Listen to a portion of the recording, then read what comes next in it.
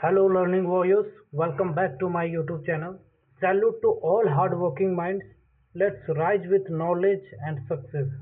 थोड़ा सा कंटेंट के बारे में बता दूं, जो आज हम कवर करेंगे वो बिल्कुल कंसाइज होगा, एग्जाम ओरिएंटेड होगा और पूरी चैप्टर का समरी होगा। थोड़ा सा इसके हम समरी देखेंगे, ऑथर के डिटेल्स देखेंगे, थीम्स देखेंगे, कंक्लूजन देखेंगे, सारा चीज़ इस चैप्टर में कवर करने वाले हैं। आज हम पढ़ रहे हैं our casuarina tree by Toru Dutt. Toru Dutt के बारे में बता दें, इसे जॉन किट्स से कंपेयर किया जाता है। जिस तरह जॉन किट्स का भी निधन अर्ली एज में हो गया था, उसी तरह तोरू दत्त का भी डेथ हो गया था 21 सालों में। तो ये बहुत इंस्पायरिंग है इंडिया के लिए और उसे जॉन किट्स की तरह देखा जाता है। चलिए अब ऑथर डिटेल्स के बारे में देख लेते हैं। Author details. तोरू दत्त का जन्म हुआ था 1856 में और उनका मृत्यु हो गया 1877 में। देख सकते हैं कितना कम गैप में वो मर चुकी है, कितना कम एज में उनका देहांत हो चुका है। वो एक इंडियन कवि थे, कवित्री थी, जो कि इंग्लिश के कवित्री थी। Non for blending personal emotional with nature, वो जानी जाती है अपने भावनाओं को व्यक्त करने में, जो कि नेचर से रिलेटेड है, निजी प्रकृति से जो रिलेटेड है उन भावनाओं को व्यक्त करती है वो अपनी कविताओं में। डाइड यंग, बहुत यंग एज में उनकी मृत्यु होगी, but left lasting poetry full of memory, loss and beauty. उनका मृत्यु बहुत ही कम एज में हो गई थी, लेकिन वो अपनी पोएट्री से पूरा मेमोरी, अपनी सुंदरता को छोड़ के चले गई। अब नेक्स्ट देखते हैं कैरेक्टर स्केच के बारे में। हालांकि यह पोयम बायोग्राफी है, मीन्स ऑटोबायोग्राफी है। पोएट के थॉट इसमें लिखे गए हैं जो नेचर से रिलेटेड है। अब इसमें कोई कैरेक्टर स्केच नहीं, तो सिर्फ उसमें तोरू दत्त है, तो उसी के बारे में देखते हैं। वो इमोशनल होती है, nostalgic, connects nature with personal life, अपने पर्सनल जीवन को कनेक्ट करती है किससे, नेचर से। और वो एक इमोशनल पोएटिश हैं और अपनी पुरानी यादों को वो बयां करती है कविता में। उनका एक ब्रदर है अब्जू, जो कि इनोसेंट है, प्लेफुल है, चंचल है। Enjoyed childhood under the casuarina tree, died young living sorrow, जो कि वो कैजुरिना ट्री के नीचे वो दोनों अपना बचपन का समय बिताए हैं और खेलते कूदते थे। ये उसका इस कहानी का स्टोरी है। और उसकी सिस्टर थी अरु, जो कि एक जेंटल कोमल थी, अफेक्शनेट थी और shared joyful moments in the garden. Her memory remains with the poet. वो अपने जो बचपन की जो यादें हैं वो शेयर करती है कि कैसे उसकी बहन के साथ एक जॉयफुल मोमेंट्स था, खुशी का मोमेंट था उसी गार्डन में, कैजुरिना ट्री जहाँ था वहाँ पे। और कैजुरिना ट्री एक दूसरा कैरेक्टर से जो कि बहुत शानदार है, सुरक्षात्मक है। होम ऑफ बर्ड्स, पक्षियों का घर है। Creepers, symbols of immortality and memory, वो इमॉर्टैलिटी का सैम्बल्स है और मेमोरी का भी सैम्बल्स है। अब नेक्स्ट देखते हैं। चलिए अब नेक्स्ट देखते हैं, नेक्स्ट में हमारा क्या लिखा हुआ है। शॉर्ट समरी के बारे में देख लेते हैं। समरी पढ़ने से पहले मैं इसका पूरा हिंदी में सारांश बता दूं, ताकि आप लोग को समझने में कोई दिक्कत ना हो। तो जो तोरू दत्त हैं वो अपने नॉस्टैल्जिया और अपनी यादों को बयां करती है। तो पेड़ का वर्णन करती है। तोरू दत्त अपने घर के पास खड़े कैजुरिना पेड़ की वर्णन करती है।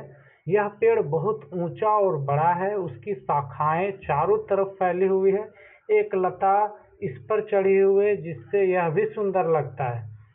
पेड़ के पास वातावरण में क्या है उनका वर्णन भी इसमें किया गया है। सुबह सुबह पेड़ पर चिड़ियाँ गाती है, मधुमक्खियाँ गूंजती हैं और कोयल की आवाज आती है। यह सब मिलकर मंदिर के गीत जैसा मीठा वातावरण बना देते हैं। कवित्री बताती है कि बचपन में वह उनके भाई बहन इस पेड़ के नीचे खेलते थे, झूला झूलते थे और बहुत आनंद लेते थे। यह पेड़ उनके बचपन का साथी था। वो विदेशी चीज को भी याद करती है। जब तोरू दत्त विदेश गई तब उन्हें अपने देश को यह पेड़ याद आता रहा। यूरोप के बागीचों और पेड़ों के बीच उन्हें अपना यह पेड़ सबसे खास लगता था और परिवार को याद करती है। इस पेड़ से कवयित्री की दिव्यंगत जो भाई और बहन की यादें भी जुड़ी है। जब भी वह पेड़ को देखते हैं उन्हें अपने प्रिय भाई बहन याद आते हैं। हमेशा जीवित रहने की कामना। कवयित्री चाहती है कि यह पेड़ कभी न कटे, हमेशा जीवित रहे। उनके लिए यह पेड़ एक स्मारक यादगार है जो उनके परिवार और बचपन की यादों को हमेशा जिंदा रखता है। ये हमारा हो गया उसकी पूरी कहानी। ये बहुत ही प्रसिद्ध कविता थी उस टाइम में। और अब इसका इंग्लिश वर्जन देख लेते हैं। The poem describes the casuarina tree Toru Dutt garden. जो पोएम्स तोरू दत्त हैं वो अपने गार्डन्स की कैजुरिना ट्री को डिस्क्राइब करते हैं। बर्ड्स उनमें गाते हैं, क्रीपर्स लता उस पर चढ़ चुकी है, and it sets gives comfort. इसकी छाया हमें आराम देती है। For the poet it is linked with childhood joy shared with Abju and Aru. कवित्री के लिए यह एक चाइल्डहुड मेमोरी था, चाइल्डहुड जॉय था जो कि अब्जू और आरू के साथ बिताए थे। आफ्टर देयर डेथ, उनके मौत के बाद, the tree became a living monument. Tree एक सजीव स्मारक बन चुका था प्यार का और मेमोरी का। She praise for their immortality through poetry. वो उसको इमॉर्टल बनाना चाहती है अपनी पोएट्री के थ्रू। नेक्स्ट अब देखते हैं इसके मेजर थीम्स देख लेते हैं क्या क्या इनके मेजर थीम्स हैं। Nature's beauty and grandeur. प्राकृतिक की वैभवता कि जो प्राकृतिक है उसमें क्या भव्य है वो इसका मेजर थीम्स हो जाएगा। Childhood Joy and memory. जो बचपन की यादें हैं वो खुशी और उनकी यादें को व्यक्त करती है। Love and loss.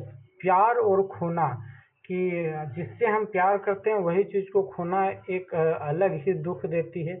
जैसे कवित्री ने अपने भाई और बहन को खो दिया था। Immortality through poetry. वो इमॉर्टैलिटी को शो कराती है पोएट्री के थ्रू। जैसे कैजुरिना ट्री को वो हमेशा जिंदा देखना चाहती है। अब इनके bond between man and nature. जो मैन और नेचर के बीच में बॉन्ड है उस चीज़ को भी दिखाती है। कैसे वो मिस करती है कैजुरिना ट्री और गार्डन को। अब नेक्स्ट इनके कंक्लूजन को देख लेते हैं। कंक्लूजन में हम देखेंगे द कैजुरिना ट्री जो कि नेचर और मेमोरी और लव का साइन है। It preserves the poet childhood and sibling memory.